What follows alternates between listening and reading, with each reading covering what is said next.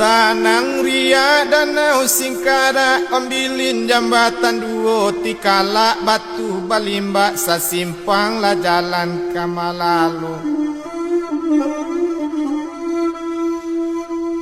Di kampung kami taraga orang lain nyurasu mencalik minang kian sumarakan duang rang rantau bilokati bungoy.